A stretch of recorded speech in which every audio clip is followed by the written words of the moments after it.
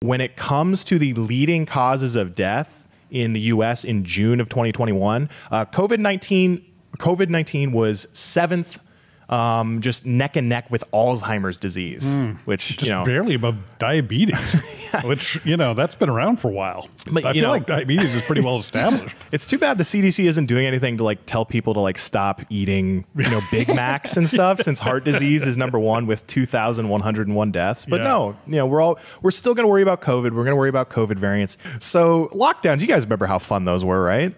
We were just all having a blast. They were super fun. Getting stuck in our own homes, couldn't go anywhere. That's my favorite thing. Well, they could be making a comeback. And if they do, Biden and the White House, they're fully behind those things. They're ready to go. During a recent White House, it's good to hear how supportive of the science they are. Yeah, so supportive.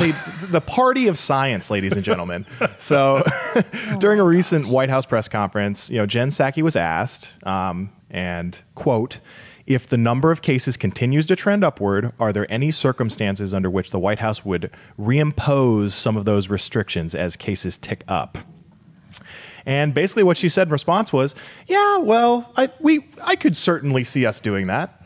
If some states think it's safest for them to implement that, I certainly think we could do that. There are some states that where the citizens have not gotten as many vaccinations. Oh, yeah. I'm sure was an indirect jab at Republican states, which have had less deaths than Democrat states, but forget about that. Well, of course they're going to jump at it. She's like, an opportunity to have total control again? Really? Boy. No, she's just holding back that, just uttered glee. Yeah, you know what? They should think about sending people door to door to get people to vaccinate. That's what they should do. I think that would be a good move. Oh, yeah. And then I just had that thought. They actually, I think Psaki also said that they would be sending people door to door to see if you've gotten your vaccine.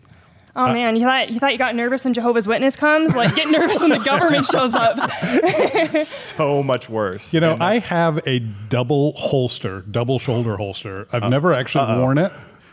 But I have two 1911 pistols, full-size 45 caliber pistols that fit in that holster. And I really hope I can get some kind of advance warning that my door's about to be knocked on. Because I really want to be wearing that when I open the door. I just, not in a non-threatening manner. I'm not drawing on anybody. I just want to be wearing that when the latest representative of my friendly federal government comes and knocks on my door to ask me about my vaccine. They'll see that and go, oh, clearly a bigot. Time to pack up. Yeah, right. But, even if, and, with these lockdowns, and even if people get the vaccine, it seems like the media and Democrats, they're so hell-bent on spreading more fear about all these variants. The Delta variant, there's this new variant in California that you, Tara, were telling me about earlier today. They want that power back. They got a taste of it.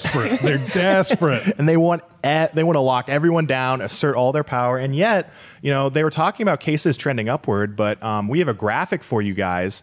When it comes to the leading causes of death in the U.S. in June of 2021, COVID-19 was seventh, just neck and neck with Alzheimer's disease, which, just barely above diabetes, which, that's been around for a while. But I feel like diabetes is pretty well established. It's too bad the CDC isn't doing anything to tell people to stop eating, Big Macs and stuff, since heart disease is #1 with 2,101 deaths. But no, we're still going to worry about COVID. We're going to worry about COVID variants, even though, as you can see here, it is not the threat that it once was. Hey, Logan, can you throw that graphic up there real quick again? Thank you.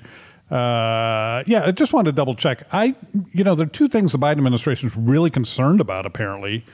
And one of them is number 7 on this list, and the other one isn't guns, not even on the list. Oh, and yet that was the other great big press conference that Biden held, a couple of weeks ago to announce all of his concern about all our gun deaths. But I don't, where's his concern about Alzheimer's?